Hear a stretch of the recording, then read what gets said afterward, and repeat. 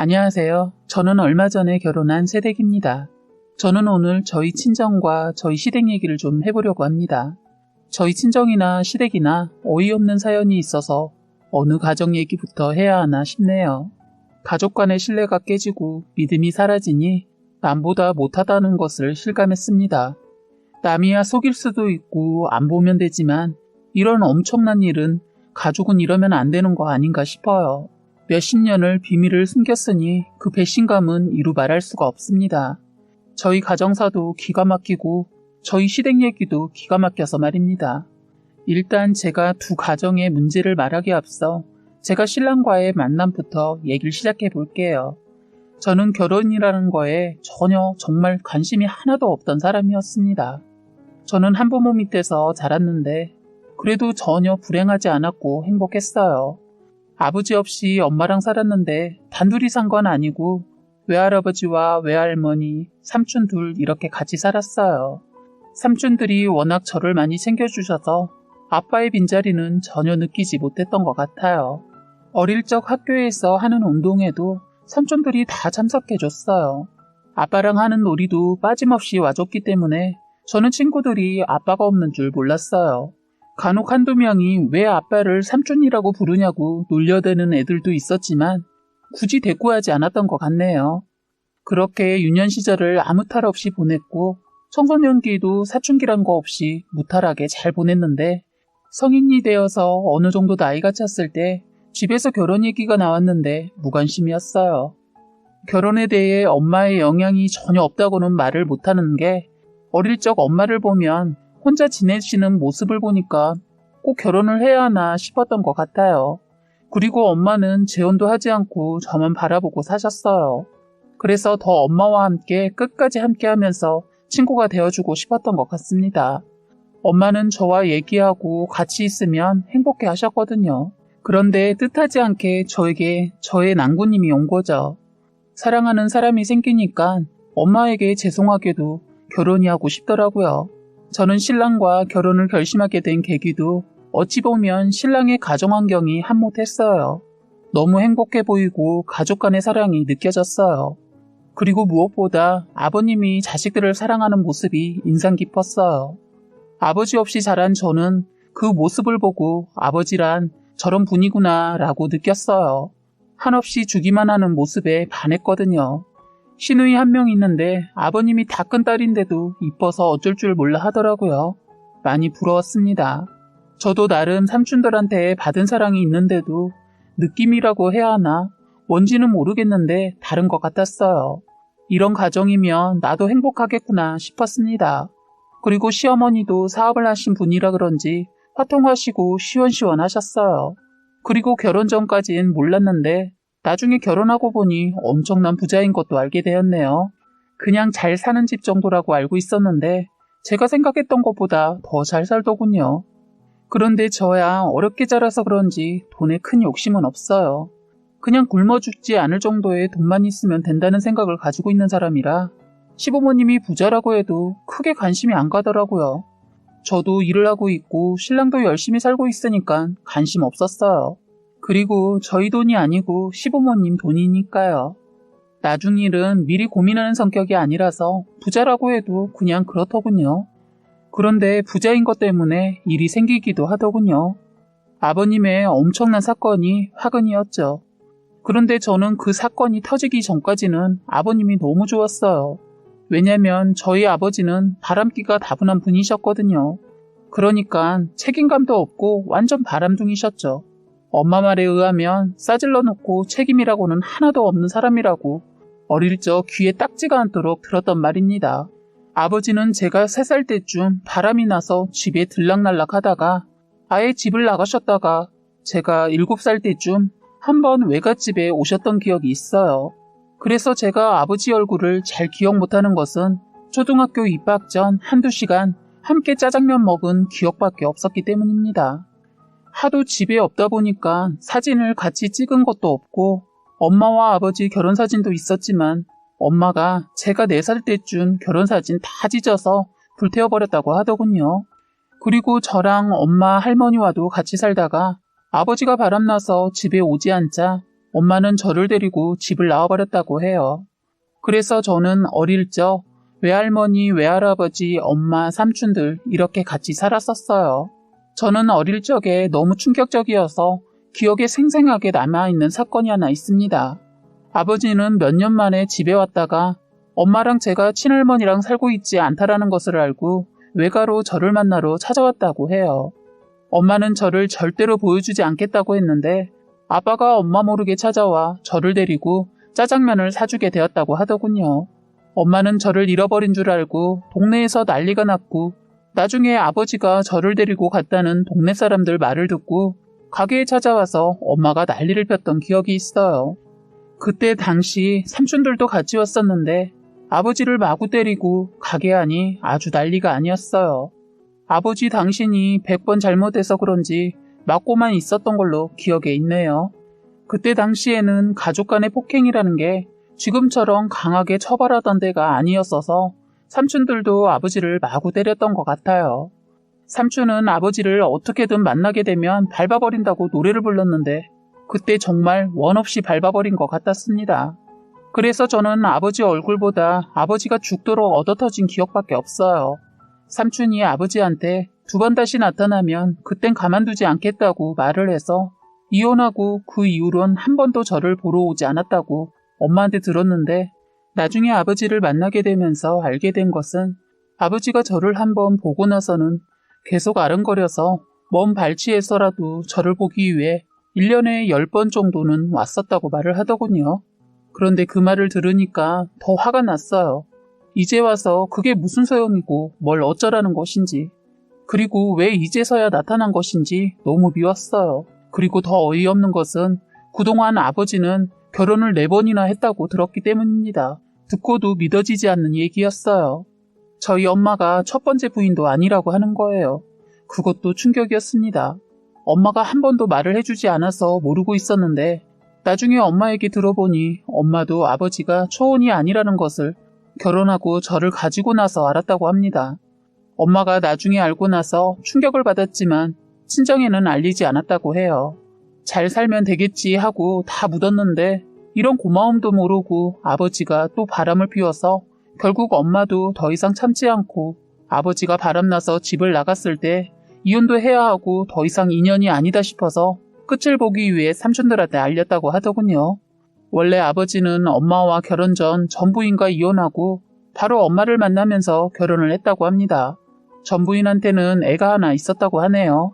그러다 엄마랑 헤어지고 실컷 이 여자 저 여자 바람피다 새파랗게 젊은 여자랑 또 결혼해서 애 2 낳고 또 헤어져 지금 살고 있는 부인에게서 또 자식이 3이나 있다는 거예요. 정말 기가 막혔습니다. 그러니까 저에게 이복 형제가 자그만치 6명이나 있다는 거예요. 저는 원하지 않은 이복 오빠가 1명 있고 나머지 어린 이복 동생이 5명이나 있다는 말에 기절하는 줄 알았네요. 헐이라는 이런 말을 이럴 때 쓰는가 봅니다. 아버지한테 저는 왜 알고 싶지도 않은 그런 얘기를 하냐고 따지고 물었어요. 아버지 한다는 말이 자기도 혼자라서 외로운데 저랑 이복 오빠가 혼자라 걸린다는 그런 말을 하더군요. 걱정 붙들어 매라고 했습니다. 그런 이복 오빠나 동생 없어도 하나도 외롭지 않다고 하니까 또 어이없는 말을 하는데 인간 같지 않았어요. 아니 어떻게 인생을 저렇게 살았는지 이해가 안 됐습니다. 더 기가 막힌 것은 저 결혼한다는 소식을 어떻게 듣고 그동안 먼 발치에서만 보다가 꼴의 아버지라고 결혼식에 제 손을 잡고 들어가고 싶다고 그 말할 땐 정말 무릎 꿇고 비는데 저는 절대로 받아줄 수 없었어요. 그래서 저는 아버지한테 절대로 오지도 말라고, 시댁에는 아버지가 어렸을 때 돌아가셔서 외삼촌이 아버지나 다름없이 컸다고 말해뒀으니까 사람 죽는 꼴 보고 싶지 않으면 오지 말라고 했습니다. 더 기가 막힌 것은 아버지의 말이었어요. 자식들이 그렇게 많아도 딸이라고는 저 하나뿐인데 어떻게 모른 채 하냐는 겁니다. 저는 커피숍에서 만나서 얘기를 하는데 주변에 누가 있든 없든 신경 쓰지 않고 마구 쏘아붙이며 말했어요. 다신 찾아오지도 말고 전화하지도 말라고, 그냥 제 인생에서 꺼져달라고까지 했습니다.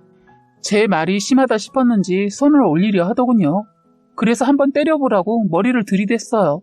자신도 더 이상 안 되겠는지 그냥 자리에서 일어나 나가더군요. 저는 나가는 그 사람 뒤통수에 대고 소리쳤어요. 저는 오빠도 동생도 없으니까 두 번 다시 형제 어쩌고 말하지 말라고 소리쳤습니다. 그 이후 아버지란 사람의 소식은 전혀 들을 수 없었습니다. 그래서 저는 결혼 전 그냥 신랑이랑 같이 입장했습니다. 그런데 이 사람이 이렇게 나온 엄청난 이유가 있었는데 그걸 알게 되었네요.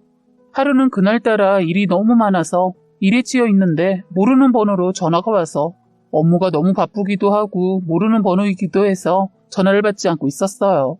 그런데 나중에 보니까 전화가 수십 통도 넘게 와 있는 겁니다. 도대체 누구길래 이러나 싶어서 점심시간대에 전화를 해봤어요. 여보세요 하는데 젊은 여자더라고요. 저는 그 사람을 전혀 모르니까 상대방이 말을 할 때까지 기다렸습니다. 저에게 그 많은 전화를 했을 때는 무슨 이유가 있겠지 하고 상대방의 대답을 기다리고 있는데 갑자기 흐느끼면서 다짜고짜 자기를 만나줄 수 있냐는 거예요. 이건 뭐지 했네요. 도대체 자기가 누구인지도 밝히지 않고 다짜고짜 만나달라는 말에 저는 전화를 잘못 거셨어요 하고 그냥 끊어버렸어요. 괜히 기분이 좋지 않았거든요. 그런데 다시 그 번호로 전화가 오더군요. 다시 받을까 하다 받지 않았더니 문자 하나가 오더군요. 문자에는 제 아버지의 아내라고 하면서 꼭 만나 뵙길 바란다는 문자였습니다. 저는 이 여자가 지금 같이 살고 있는 여자구나 라는 생각이 들더군요. 저는 일하는 내내 많은 고민을 했습니다. 도대체 이 여자가 왜 나를 만나려고 하는 걸까? 많은 생각을 해도 답이 나오지 않더군요.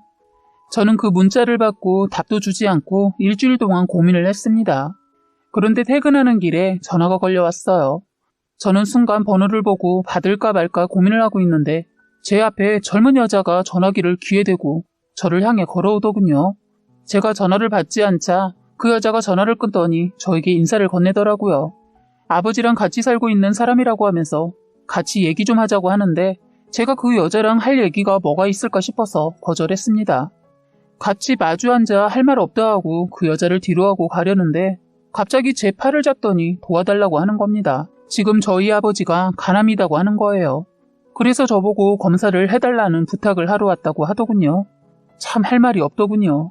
저는 그 여자가 잡은 팔을 뿌리치면서 도와줄 마음 없고 나한테 아버지란 사람 없다고 하고 단번에 거절했어요.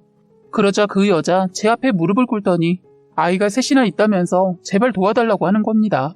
순간 아버지라는 인간이 있다는 게 너무 싫었어요. 저는 이 여자한테 저도 임신 준비하고 있어서 절대로 못 해주고 검사 꿈도 꾸지 말라고 하면서 뒤돌아서는데 이 여자 저한테 달려와 제발 부탁한다고 매달리더군요. 그러면서 오빠라는 사람한테 찾아가서 부탁했는데 그 이복 오빠도 모른다고 했다고 저한테 부탁한다고 매달리더군요. 저는 모르는 일이라고 지금까지 남처럼 살았듯이 앞으로도 그렇게 살자고 하고 저는 땅바닥에 주저앉아 울고 있는 여자를 뒤로하고 택시를 잡아타고 그 자리를 떠났어요. 가만히 보니까 아버지라는 사람, 제 결혼이 문제가 아니고 간 때문에 내 앞에 나타난 건 아닌가 싶더군요. 행여나 자기가 못 준 사람 죽을 때가 되니까 결혼식 때나 손잡아주려고 나타났는지도 모르겠지만 이건 아닐 거라고 생각하고 싶어요. 저는 이렇게 어마어마한 고민이 생기게 되었습니다. 제가 어떻게 해야 할지 모르겠습니다. 저는 이 고민으로 미쳐버릴 것 같아요. 그런데 안 좋은 일은 겹쳐서 온다는 말이 있는데 이제부터 아까 말씀드리지 못한 시댁 얘기를 해볼게요. 저희 시댁에 대형 사고가 났습니다. 제가 그렇게 부러워한 저희 시댁에 엄청난 일이 생긴 겁니다.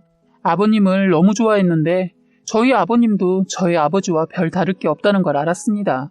바로 아버님이 어머님을 만나기 전에 여자가 있었는데 저희 어머님 쪽이 워낙 잘 살았던 부잣집이라 시아버지는 그 여자를 버리고 어머님을 선택해서 결혼까지 했다고 해요. 그 여자는 아버님이 결혼을 하고 나서 아이를 가진 것을 알고 혼자서 몇 년을 키우다 생활이 어려워지자 아버님을 찾아왔다고 합니다. 아버님은 가정을 깨고 싶지 않아서 그 여자와 아들 뒷바라지를 해주는 조건으로 숨어서 지내라고 했다고 해요. 그래서 그 여자는 정말 숨어서 지냈다고 하는데 이게 있을 수 있나 싶었어요. 그 여자라는 분이 워낙 순진해서 아버님 말을 들어왔었다고 하더군요. 그렇게 어머니 모르게 보살펴 왔는데 신랑의 이복형이 그 사실을 모르고 살다가 이번에 자기 아버지에 대해 알게 되면서 저희 시댁에도 밝혀지게 되었네요. 이게 가능한가 싶었어요. 어쨌든 문제는 그 아들이란 사람이 학교 때도 성인이 되어서도 속을 썩여서 아버님이 그 아들 모르게 그리고 계속 어머님 모르게 뒷수습 다 해오고 있었는데 결국 남편의 이복형이 모든 걸 알고 어머님 앞에 나타난 거예요. 신랑의 이복형이 아버님에 대해 알게 되면서 아버님은 가족들 모르게 혼자서 수습해보려고 그 아들한테 조금만 더 기다리고 있으면 어느 정도 재산을 떼어주겠다고 약속을 했는데 아버님이 얘기한 재산이 자기 성에 안 차기도 하고 아버님이 자꾸 미루니까 그 남자는 기다리지 못하고 더군다나 시아버지 쪽이 부자라는 것을 알고 더 많은 욕심을 부리고 겁도 없이 어디서 들은 것은 있었는지 이복 형제도 법률상으로 상속 권한이 있다고 하면서 어머님 앞에 나타난 거죠. 그런데 아주 어리석은 짓을 하고 만 겁니다. 그 많은 재산은 다 어머님 앞으로 되어 있거든요. 아버님은 어떻게 해서든 어머님 꼬셔서 재산을 빼돌려서 그 아들한테 주려고 했던가 봐요.